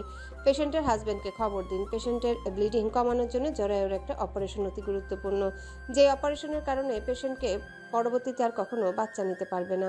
পেশেন্টের হাজবেন্ডের অনুমতি থাকলে আমরা পেশেন্টকে সিজার ও জরায়ুর অপারেশন একসাথেই করব কিছুক্ষণের মধ্যে। ডক্টরের কথা শুনে ইকবাল খানের ধ্যান ভাঙল। বলল, ডক্টর, জরায়ুর অপারেশনটা কি না করলে হয় না? ডক্টর অনেক নিষ্ঠুরভাবে উত্তর দিলেন, যদি আপনাদের মেয়ে বেঁচে না থাকে তাহলে পরবর্তীতে বাচ্চা কিভাবে নেবে? জরায়ুর এই অপারেশনটা না করলে পেশেন্টকে বাঁচানো হয়তো আমাদের পক্ষে সম্ভব হবে না। এখন পছন্দ আপনাদের। ঠিক আছে, আমি বাইরে পেশেন্ট আরও গার্ডিয়ান আছে, তাদের সাথে আলোচনা করে আপনাকে জানাচ্ছি। যারা এই অপারেশনটার ক্ষেত্রে অন্য কারো মতামত গ্রহণযোগ্য নয়। এখানে হাজবেন্ডের স্বাক্ষর অবশ্যই লাগবে। আপনারা পেশেন্টের হাজবেন্ডকে দ্রুত আনার ব্যবস্থা করুন। হঠাৎই বাহিরে কারো অনেক চেঁচামেচি শোনা যাচ্ছে। আরিফ আর ইকবাল খান ছুটে গেল বাহিরে। দেখলো রাসেল আর রাকিব আবিরকে জড়িয়ে ধরে আছে আর বারবার বলছে শান্ত হতে। আবির তানভীরের কলার ধরে আছে। আবিরের মুখে একটাই শব্দ, আমার মেঘের এই অবস্থা তুই আমাকে আগে বলিসনি কেন? আমাকে কেন মিথ্যা সান্ত্বনা দিয়ে হসপিটাল আটকে রেখেছিলি? তানভীর বারবার পরিস্থিতি বোঝানোর চেষ্টা করছে, কিন্তু আবির তা শুনতে নারাজ। আরিফ ও ইকবাল খান এগিয়ে গেল আবিরের দিকে। ভাই তুমি প্লিজ শান্ত হও, বোন সুস্থ যাবে। তুমি এত অশান্ত হলে আল্লাহ না করুক তোমার কোনো বড় ক্ষতি হয়ে যাবে। তানভীরের কথা শুনে আবিরের মেজাজ যেন আরো তুঙ্গে চড়ে গেল। শক্ত হাতে থাবা দিল তানভীরের গলায়। পরিবারের সবার কথায় আবির শান্ত হলো, ছুটে যেতে চাইলো মেঘের কাছে। আরিফ আবিরের হাত জাপটে ধরে বলল, ভাইয়া, ভাবির কাছে তুমি পরে যেও, আগে আমাদের সাথে চলো। আরিফের কথা শুনে আবির অবাক দৃষ্টিতে তাকালো। আরিফ আবিরের চাহনি বুঝতে পেরে আবারও বলল, ভাবির ইমার্জেন্সি সিজার করা লাগবে, সেখানে কিছু ফর্মালিটি আছে যা তোমাকে ছাড়া অসম্ভব। আরিফের কথা শুনে আবির প্রশ্ন করলো, কি হয়েছে মেঘের? আরিফ আর ইকবাল খান আবিরকে কোনো কিছু না লুকিয়ে সবটাই খুলে জানালো। অতঃপর ইকবাল খান প্রশ্ন করলো, আবির, তুই কি জানতি তোদের যে টুইন বেবি হবে? জি, কয়েকদিন আগে জেনেছি, কিন্তু মেঘকে জানায়নি। আবির ইকবাল খানের উদ্দেশ্যে আবারও বলল, কাকামণি, আমাদের মনে হয় এখন মেঘের চিকিৎসার ব্যবস্থা আগে করা উচিত। তাড়াতাড়ি চল, এমনিতেই অনেক লেট হয়ে গেছে। আবির ছুটে গেল সকল ফর্মালিটি পূরণ করতে। প্রায় 20 মিনিট পর মেঘ, এই মেঘ। আবিরের কণ্ঠ শুনতে পেয়ে মেঘ ঝাপসা চোখে বারবার তাকানোর চেষ্টা করছে, কিন্তু আফসোস যা কিছুতেই সম্ভব হচ্ছে না। কাপা কাপা কণ্ঠে বলল, আপনি এসেছেন আহিয়ার আব্বু? আবির মেঘের একটা হাত চেপে ধরলো। আমি এসেছি, তুমি কোনো চিন্তা করো না, সব ঠিক হয়ে যাবে। একটা নার্স এসে মেঘকে ওটিতে নেওয়ার প্রস্তুতি নিতে নিতে আবিরের উদ্দেশ্যে বলল, এখন পেশেন্টকে ওটিতে নিতে হবে, প্লিজ ওনার হাতটা ছাড়ুন। কিন্তু আবির ছাড়লো না, জানালো ওটিতে নেওয়ার আগ পর্যন্ত মেঘের সাথেই থাকতে চায়। নার্স বাধ্য হয়ে মেঘকে অপারেশন থিয়েটারের দিকে নিয়ে যাওয়া শুরু করলো। আবির মেঘের এক হাত ধরে মেঘের সাথে যাচ্ছে। আহিয়ার আব্বু, আমার যদি কিছু হয়ও আপনি আমার আহিয়াকে দেখবেন, ওর কিছু হতে দেবেন না আপনি। আমার কাউকে দরকার নেই, আমার শুধু তুমি থাকলেই চলবে। একবার তুমি ফিরে আসো সুস্থ হয়ে, আমাদের কোনো ছেলে মেয়ের প্রয়োজন নেই, আমরা দুজনেই দুজনের জন্য বাঁচবো। না না আহিয়ার আব্বু, আপনি কথা দিন আমার আহিয়াকে দেখবেন আপনি। আর হ্যাঁ, প্লিজ আমায় ক্ষমা করে দিবেন যদি আপনার সাথে কোনো ভুল করে থাকি। বলেই মেঘ অঝোর ধারায় কান্নায় ভেঙে পড়ল। মেঘের মুখে এসব কথা শুনে আবির পাগলের মতো মেঘকে জাপটে ধরল নিজের বুকে। আমি কিছু হতে দেবো না তোমার, দেখো সব ঠিক হয়ে যাবে। আমি তোমায় খুব ভালোবাসি আহিয়ার আম্মু, আবারও সুস্থ হয়ে ফিরে এসো আমার জন্য। মেঘকে জড়িয়ে ধরে আবিরের কান্না দেখে ডক্টর, নার্স সহ সকলে স্তব্ধ। ডক্টরের ইশারা পেতে আরিফ আর ইকবাল খান আবিরকে টেনে দূরে সরালো, কিন্তু তাও মেঘের হাত থেকে আবিরের হাতটাকেও সরাতে পারলো না। যখন অপারেশন থিয়েটারের সামনে চলে আসলো, আবির বাধ্য হয়ে মেঘের হাত ছাড়লো। ধপাস করে বসে পড়লো অপারেশন থিয়েটারের বাইরে। আশেপাশে সবাই এক পাগল প্রেমিক অথবা এক পাগল স্বামী দেখায় ব্যস্ত। অনেকেই আবির আর মেঘের ভালোবাসা দেখে স্তব্ধ হয়ে গেছে। এক হাতে ব্যান্ডেজ, এক পায়ে ব্যান্ডেজ, মাথায় ব্যান্ডেজ নিয়ে হসপিটালে অপারেশন থিয়েটারের সামনে ফ্লোরে বসে আছে আবির। এতক্ষণে মাথার সাদা ব্যান্ডেজটাও ভিজে এসেছে রক্তে। বারবার হাতের উল্টো পিঠ দিয়ে নাক মুছছে আবির, দুহাত ভিজে গেছে রক্তে, কিন্তু সেদিকে কোনো খেয়াল নেই। মিস্টার আবির। দীর্ঘ 1 ঘন্টা পর ডক্টরের কণ্ঠ পেয়ে আবির মাথা তুলে তাকালো। তাড়াহুড়ো করে দাঁড়িয়ে প্রশ্ন করলো, ডক্টর, আমার মেয়ে কেমন আছে এখন? ডক্টর হাসি মুখে উত্তর দিল, আপনি প্লিজ টেনশন করবেন না, সুখবর আছে। সুখবর? জি, একটা অপারেশন সাকসেসফুল। আপনার মাশাল্লাহ 2টা ফুটফুটে সন্তান হয়েছে, একটা ছেলে এবং একটা মেয়ে। আবির খানিকটা মলিন মুখে প্রশ্ন করলো, আর আমার মেঘ? ডক্টর এবার ঠোঁট প্রসারিত করে উত্তর দিল, পেশেন্ট ভালো আছে, আর তার দ্বিতীয় অপারেশন অর্থাৎ জরায়ুর অপারেশন করার প্রয়োজন হয়নি। আপনারা চাইলে আবার সন্তান নিতে পারবেন ইনশাআল্লাহ। আবির এবার খুশিতে ডক্টরকে জড়িয়ে ধরলো, তারপর হঠাৎ ছেড়ে দিয়ে বলল, sorry doctor. It's okay mister Khan. আমার সন্তানরা আর তার মা কোথায়? Patient now out of danger, আর বেবিদের কিছুক্ষণের মধ্যেই আপনাদের কাছে দেয়া হবে। বলেই ডক্টর হাসি মুখে চলে গেল। রাকিব, রাসেল, আরিফ ও তানভীর ছুটে এসে আবিরকে জড়িয়ে ধরল। সবাই আবিরকে অভিনন্দন জানাচ্ছে। দীর্ঘ প্রতীক্ষার পর 2টা চাঁদের টুকরা এসে ধরা দিয়েছে খানবাড়িতে। গত 24 ঘন্টায় খানবাড়ি শোকের বাড়িতে পরিণত হয়েছিল। আদির পর বহু বছর কেটে গেছে, এই বাড়িতে কোনো ছোট্ট বাবুর আগমন ঘটেনি। আজ মেঘ আবিরের সন্তানেরা সেই শূন্যতাকে পূর্ণতা দিয়েছে। আবির তো খুশিতে আলী আহমেদ খানকে জড়িয়ে ধরে কেঁদিয়ে দিল। আলী আহমেদ খানও ছেলেকে সান্ত্বনা দিল। মালিয়া খান হালিমা খানকে জড়িয়ে ধরল। সাথে যোগ হলো আকলিমা খান, বন্যা, মিম, মাহমুদা খান ও জান্নাত। ভাইয়া। তানভীরের চিৎকার শুনে সকলে সেদিকে তাকালো। ইকবাল খান, মোজাম্মেল খান ও আলী আহমেদ খান দৌড়ে ছুটে গেল আবিরের দিকে, কিন্তু ইতিমধ্যে আবিরকে রাকিব ও রাসেল ধরে ফেলেছে। আসিফ ছুটে গেল ডাক্তারকে ডাকতে। আবির অজ্ঞান হয়ে গেছে। হসপিটালের কয়েকটা ছেলে স্টাফ এসে আবিরকে ধরাধরি করে বেডে শুইয়ে দিল। আসিফ তাড়াতাড়ি করে ডক্টর নিয়ে এসেছে।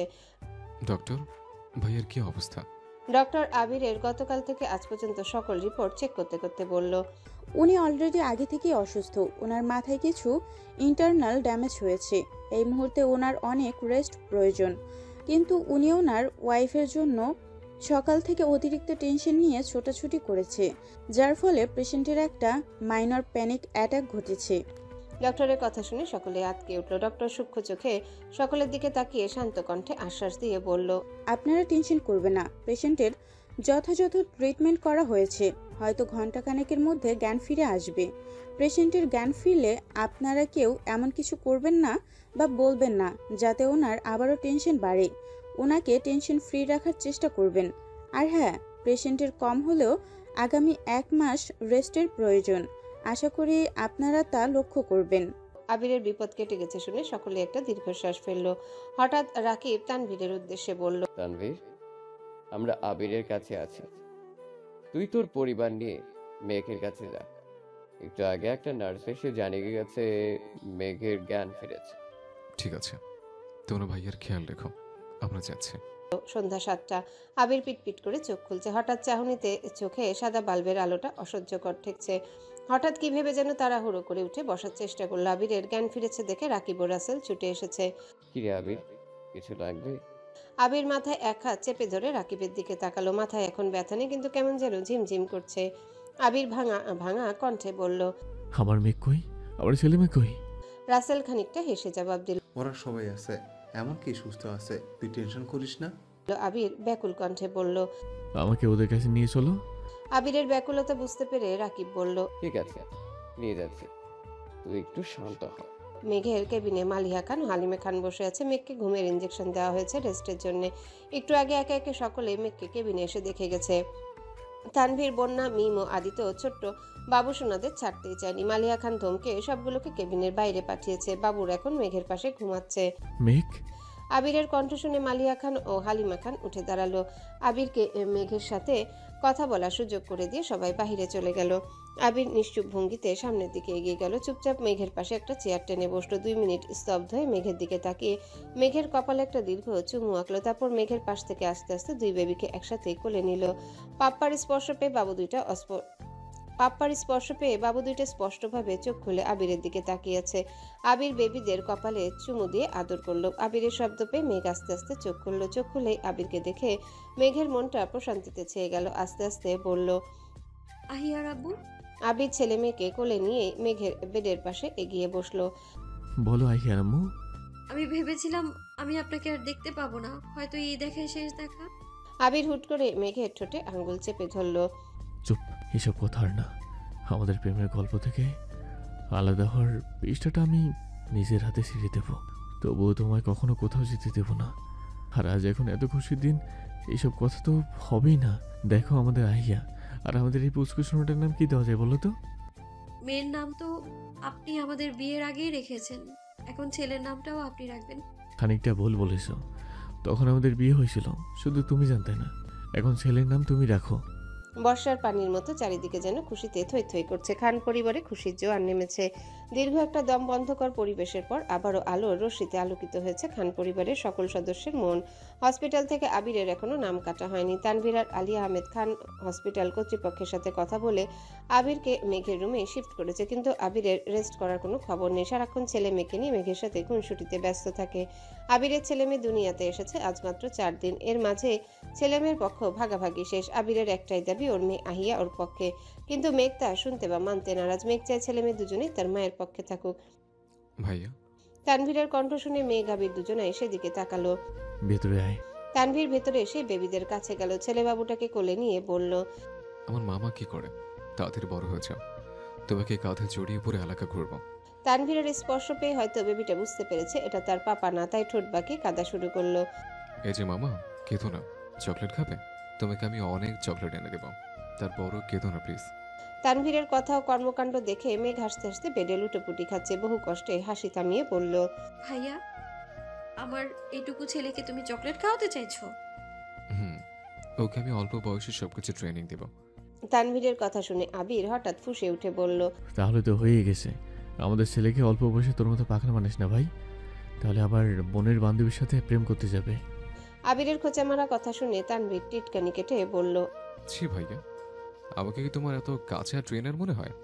আমি তো আমার ভাগিনাকে চাচাতো বোনের সাথে প্রেম করা শেখাবো। আবির অবাক কণ্ঠে উত্তর দিল।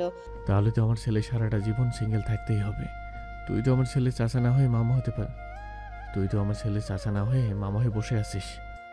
আমি তো তোমার ছেলে চাচা মামা কোনোটাই হতে ইন্টারেস্টেড না। তাহলে? তানভীর আবিরের দিকে তাকিয়ে এক চোখ মেরে জবাব দিল। শ্বশুর হব, শ্বশুর। ওকে আমার মেয়ের জামাই বানাবো, বুঝলা ভাইয়া? আবির ঠাট্টার কণ্ঠে উত্তর দিল। বললেই হলো, তোকে আমরা বিয়ে জীবনেই বানাবো না। জেগে জেগে স্বপ্ন দেখা বন্ধ কর সমুদ্রের ভাই। তানভীর হাসতে হাসতে বলে উঠল। আমার মেয়েকে তোমার ছেলের সাথে ভাগিয়ে দেব, পারলে তুমি আজকে দেখো বিয়ে মশাই। তোমরা প্লিজ একটু চুপ করবা, আমার মেয়েটা ঘুমিয়ে আছে, উঠে যাবে। আহিয়ার কথা শুনে আবির তানভীরের মাথায় চাটি মেরে বলল। ধুর শালা, কথা কম বল। আমার মেয়ে ঘুম থেকে উঠলে তোকে জীবনে মেয়ের বাবা হওয়ার সুযোগটা আমি দেব না। আমি তোমার শালা না, সম্বন্ধী হই। সম্মান দিয়ে কথা বলো। আমি তো তোকে সম্মানের চূড়ায় নিয়ে যেতে চাইছি, কিন্তু তুই তো আড়ালে দেখা করিস না। মেঘ বিরক্তি কণ্ঠে বলল। উফ, তোমরা বাচ্চাদের মতো ঝগড়া করা বন্ধ করবে?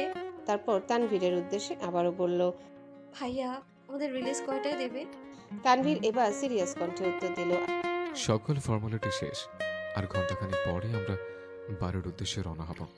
খান পরিবারের সকল সদস্য তোদের আশে পথ চেয়ে আছে। জানি তো, আমারও তাদের কাছে ফিরে যাওয়ার জন্য মনটা ব্যাকুল হয়ে আছে। ইস, আমার জন্য তো কারো মনটা একটু বেকুল হয় না। আপনি কি কোনোভাবে নিজের পরিবারকে নিয়ে জেলাস ফিল করছেন? কই না তো, আমাকে ভালোবাসার জন্য এখন আমার মেয়ে আছে, বুঝলা? মেঘ আবিরের খুনসুটি দেখে তানভীর হাসি মুখে বিদায় নিয়ে বাইরে চলে গেল। তাড়াতাড়ি সাজানো শেষ কর, আমার নাতি নাতনিরা চলে আসবে। আলী আহমেদের তাড়াহুড়ো শুনে ছেলেটি জবাব দিল। আঙ্কেল, আর কিছুক্ষণের মধ্যেই সব সাজানো শেষ হয়ে যাবে। এদের দুইজনের কথার মাঝে উপস্থিত হলো মোজাম্মেল খান। বলল। কি হয়েছে ভাইজান? আলী আহমেদ খান জবাব দিল। আমার আবিরের ছেলে মেয়ে বাড়িতে আসার সময় হয়ে গেছে, কিন্তু ওদের এখনো বাড়ি সাজানো কমপ্লিট হয়নি। আরে ভাইজান, এত চাপ নিও না, ওদের বাড়িতে ফেরার আগেই সব কমপ্লিট হয়ে যাবে ইনশাল্লাহ। মালিয়া খান, হালিমা খান ও আকলিমা খান সকাল থেকে রান্নাঘরে প্রচুর ব্যস্ততার মাঝে সময় কাটাচ্ছে। বন্যাও সাথে সাথে সাহায্য করছে। আজ মাহমুদা খান ও জান্নাত আসার কথা, হয়তো তারাও কিছুক্ষণের মধ্যে চলে আসবে। মিম আরিফকে বারবার বলেছে আসার জন্য, কিন্তু আরিফ জানিয়েছে সে অন্য সময় আসবে। ঘর জুড়ে স্নিগ্ধ আলো, ফুলের মালা আর হালকা ইনস্ট্রুমেন্টাল সঙ্গীত। দরজার সামনে দাঁড়িয়ে আছে আলী আহমেদ খান, মোজাম্মেল খান, ইকবাল খান, মালিহা খান, হালিমা খান, আকলিমা খান সহ পরিবারের সকল সদস্য। প্রত্যেকের চোখে একরাশ উচ্ছ্বাস। হঠাৎ করে দরজায় কলিং বেল বেজে ওঠে। এসেছে, ভাইয়ারা এসেছে। হালিমা খানের চোখ ভিজে গেছে জলে। বলল, আমার নাতি নাতনি এসেছে। মালিহা খান মেঘের ছেলেকে কোলে নিয়ে বললেন। আল্লাহ তাআলার রহমত নামিয়ে দিস ঘরে। আলী আহমেদ খান সামনে এগিয়ে গিয়ে আবিরের কোল থেকে নাতনিকে কোলে নিয়ে বললেন। আমার নাতনি কি কম নাকি? দেখেছো, ও এসেছে আর সারা ঘর আলোয় আলো ঘর ভরে গেছে। মা বাবার খুনসুটি দেখে আবির হাসলো। ইকবাল খান হেসে হেসে বললেন। আবারও খান পরিবার আরো দুজন নতুন উত্তরসূরি পেয়ে গেল। আজ শুক্রবার বাড়ির বাগানে ছোট একটা মঞ্চ তৈরি করা হয়েছে, যেখানে ছেলে ও মেয়েকে নিয়ে বসে আছে মেঘ ও আবির। আজ ওদের নামকরণ করা হবে। আত্মীয় স্বজনরা, পাড়া প্রতিবেশীরা সবাই এসেছে আবিরের ছেলে মেয়েকে দেখতে। আদি একটা ছোট কবিতা পাঠ করে বাবুদের উদ্দেশ্যে। আলো হয়ে এলে তোমরা, খান ঘরে সুর বাজে তোমাদের হাসিতে, যেন খান পরিবারের নতুন দিন সাজে। তারপর মালিয়া খান ছেলে বাবুকে একটা ছোট্ট সোনার লকেট সহ চেন ও মেয়ে বাবুকে সোনার ছোট দুটো চুড়ি পরিয়ে দিল, যা খান বাড়ির ঐতিহ্যের প্রতীক। মালিয়া খান গভীর আবেগী কণ্ঠে বাবুদের উদ্দেশ্যে বলল। একসময় এই চুড়ি ও চেইন তোমার মা বাবা পড়েছিল, আর এখন থেকে এগুলো তোমাদের। একে একে সকলে এসে দোয়া করে গেল, অনেক গিফট দিল। এখন নাম রাখার পালা। আবির মেয়ের নাম রাখলো মেহবুবা খান আহিয়া, আর মেঘ ছেলের নাম রাখলো মাহাদীপ খান আহিয়ান। তাছাড়া পরিবারের সকলে ভিন্ন ভিন্ন নাম রাখলো, যেমন ছেলের নাম রাখলো ফারাজ, আয়ান, রাফি, আহিল, মাহির, মাহতাব, আহির, মৃদুল, আয়ুষ, ইশরাক, মাহিম, আদিল, মাশরাফি, সাফওয়ান, মাহিদ, মেহেরাব ইত্যাদি। আর মেয়ের নাম রাখলো আশিরা, জানাবির, আরিবা, আফরিন, মাহিরা, মেহজাবিন, মুঞ্জা, মুবিনা, মাইশা, মাহফুজা ইত্যাদি। নামের এত বড় লিস্ট দেখে তানভীর মাথায় হাত রেখে বসে পড়ে বলল। আমার মাত্র একটা ভাগিনা একটা ভাগ্নি, ওদের এত নাম হলে তো ওরা নিজেরা নিজের নাম ভুলে কনফিউজ হয়ে যাবে। ভাইয়ার বোনও যা নাম রেখেছে তাই থাকবে, কিন্তু আমি আমার ভবিষ্যৎ মেয়ে জামাইকে তাসফিন খান বলেই ডাকবো, যার অর্থ একজন শৃঙ্খল ও বুদ্ধিমান ব্যক্তি। আর আমার মেয়ের ভবিষ্যৎ একমাত্র ননদের নাম হবে তাসফিয়া খান, যার অর্থ বিশুদ্ধ, পবিত্রতা, পরিশুদ্ধতা ও সততা। বন্যা রেগে ফুঁসে উঠে বলল, এই আপনি না এইমাত্র বললেন ভাইয়া আর মেঘের ছাড়া আর কারো নাম গ্রহণযোগ্য না, তাহলে আপনি কেন রেখেছেন? তানভীর দাঁত কেলিয়ে জবাব দিল, কারণ ওদের সাথে আমার ভবিষ্যৎ সম্পর্কটা অন্যরকম। চাইলে তুমিও রাখতে পারো, কারণ তুমি আর আমি একই তো। তানভীরের কথা শুনে মিম আর আদি রাগে কটমট করছে। পরিস্থিতি ভয়ঙ্কর বুঝতে পেরে তানভীর ছুটে সিঁড়ি বেয়ে নিজের রুমের দিকে চলে গেল। এদিকে সন্ধ্যাবেলা আবির অফিস থেকে বাড়ি এসে দেখতে পেল ডাইনিং টেবিলের উপর ছড়িয়ে ছিটিয়ে আছে চকলেটের মোড়ক। আবিরকে দেখে মেঘ রান্নাঘর থেকে বেরিয়ে এসে রাগী কণ্ঠে বলল, আপনার ছেলে আবারও লুকিয়ে রাখা চকলেটগুলো চুরি করে খেয়ে ফেলেছে। 4 বছরের আহিয়ান আধো আধো কণ্ঠে বলল, আমি তো খাইনি পাপ্পা, আইয়া আমাকে তো বলে খাইয়ে দেয়। আহিয়ানের থেকে কয়েক মিনিটের ছোট হলেও বেশ চালাক, সঙ্গে সঙ্গেই বলল, বাবা ভাইয়া মিথ্যা বলেছে, মিথ্যা। আমি তো বলেছিলাম খেও না, সেই জোর করে সব খেয়ে ফেলেছে। আবির মুচকি এসে ছেলে মেয়েকে একসাথে কোলে নিয়ে সোফায় গিয়ে বসলো। আহিয়ান ও আহিয়া সন্ধ্যায় সোফায় বসে একা একাকিতে ব্যস্ত। আবির একটু আগে রুমে গেছে ফ্রেশ হতে, এখন আর আগের মতো বাড়ি ফিরে ফ্রেশ হতে পারে না। এসেই ছেলে মেয়ে সকল আবদার শুনতে ব্যস্ত থাকে। আহিয়া মায়ের একটা পুরনো ছবি নিয়ে আঁকার চেষ্টা করছে, কিন্তু কিছুতেই পারছে না। পারবেই বা কি করে? মাত্র 4 বছরের শিশু এত কঠিন ড্রয়িং করবে কি করে? তাই একটু আগে মিমকে চকলেট দেওয়ার কথা বলে জোর করে এনে ড্রয়িংয়ে হেল্প করতে বসিয়ে রেখেছে। আহিয়ান বাবাকে এঁকেছে একটা বিশাল স্যান্ডউইচ মুখে পুড়ে খাচ্ছে। মিম ওদের সাহায্য তো করছে, কিন্তু জানে একটু পর এসবের জন্য ওর উপর দিয়ে ঘূর্ণিঝড়, টর্নেডো, নার্গিস সব একসাথে যাবে। আবিরকে নিচে নামতে দেখে আহিয়া দৌড়ে গিয়ে সামনে দাঁড়ালো। পাপা দেখো মাম্মা। আবির আহিয়ার হাতের ড্রয়িং খাতার দিকে তাকিয়ে দেখলো কাঁচা হাতে একটা ছবি আঁকা। একটা বাঁকা তেরা মেয়ে, বিশাল লম্বা চুল, যা পা পর্যন্ত, চোখ দুটো বড় বড়। আবির তো দেখে হাসতে হাসতে শেষ, বলল, এটা তোমার আম্মা? হঠাৎ আবির শুনতে পেল রান্নাঘর থেকে মেঘ ও বন্যার অট্টহাসির শব্দ। আবির সেদিকে এগিয়ে গেল। গিয়ে যা দেখলো আবিরের তো চক্ষু চড়ক গাছ। আহিয়ানের হাতে একটা ড্রয়িং, যেখানে একটা মোটা তাজা লোক হাঁক করে বড় একটা স্যান্ডউইচ খাচ্ছে। নিচে ভাঙা ভাঙা অক্ষরে লেখা, আমার পাপা। আবির আহিয়ানকে ডাকলো, শোনো এদিকে আসো তো। আহিয়ান আসলে আবির হাঁটু করে সামনে বসে জিজ্ঞাসা করলো, তোমাকে কি বলেছে এটা আমি? মানে তোমার কেন এটা আঁকতে ইচ্ছা করলো বলো তো? আহিয়ান হাসি হাসি মুখ নিয়ে বলল, আম্মু তো সবসময় তোমাকে বলে তুমি নাকি খাওয়া, ঘুমটালা, কোনো কাজ নেই। তো আবির আগে কটমট করে তাকালো মেঘের দিকে। মিমো বন্যা মুচকি মুচকি হাসছে। আলী আহমেদ খান হঠাৎ বলে উঠল, ঠিকই তো বলেছো আমার বৌমা, সকাল বিকাল অফিস, খাওয়া দাওয়া, ঘুম ছাড়া তোমার আর কি কাজ? আলী আহমেদ খানের সাথে তাল মিলিয়ে তানভীর বলল, আমার মেয়ের জামাই ট্যালেন্ট আছে বলো ভাইয়া, আমার মেয়ের জামাই ট্যালেন্ট আছে বলো ভাইয়া। আবির রাগি রাগি মুখ নিয়ে বলল, তোকে আমার বিয়ে জীবনে বানাবো না, আমি উপরে যাচ্ছি, তোর মেয়েকে আজই অন্য কোথাও বিয়ে দিয়ে দেবো। বলেই আবির সকলের মুখের দিকে একবার তাকিয়ে উপরে চলে গেল। বন্যা মাথায় হাত দিয়ে বলল, হায় আল্লাহ, কবে যেন এদের দুই ভাইয়ের দুষ্টুমির জন্য আমার ছোট্ট মেয়েটার কপাল পড়ে। বন্যা ও তানভীরের মেয়ে ত্রিধা খান, বয়স 2.5 বছর, ছোট ছোট পায়ে হেঁটে আহিয়ার সাথে পুরো বাড়ি মাতিয়ে রাখে। কিন্তু আহিয়ানের কাছে সে ভুলেও যায় না। আহিয়ানও সুযোগ পেলে ত্রিধাকে মেরে দেয়। আর ত্রিধাও আবির বাড়ি আসলে বড় পাপার কাছে বিচারের ডালি নিয়ে বসে। আজ শুক্রবার, একটু আগে জুম্মার নামাজ পড়ে এসে সকলে একসঙ্গে খাওয়া দাওয়া শেষ করেছে। এখন সবাই সবার রুমে বিশ্রাম নিচ্ছে। মিম প্রায় 30 মিনিট ধরে বাবা মায়ের রুমের পাশে দাঁড়িয়ে আছে। মনে মনে ভাবছে রুমে যাবে কি যাবে না। দরজার উপরে সামান্য পা দেখা যেতেই আকলিমা খান বলল, কে ওখানে? মিম গুটিসুটি পায়ে এগিয়ে গেল সামনে, বলল, আমি আম্মু। দরজার বাহিরে দাঁড়িয়ে আছিস কেন, কিছু বলবি? না মানে, হ্যাঁ আম্মু। মাত্র এসে বিছানায় শুয়েছে, তাই মিমের শব্দ পাওয়া মাত্র ইকবাল খানের ঘুম ভেঙে গেল। আকলিমা খান কিছু বলার আগে ইকবাল খান মেয়েকে নিজের কাছে ডাকলেন। এবার মিম গিয়ে বাবার সামনে মাথা নিচু করে বসলো। ইকবাল খান আদুরে কণ্ঠে বললেন, কি হয়েছে আমার মায়ের?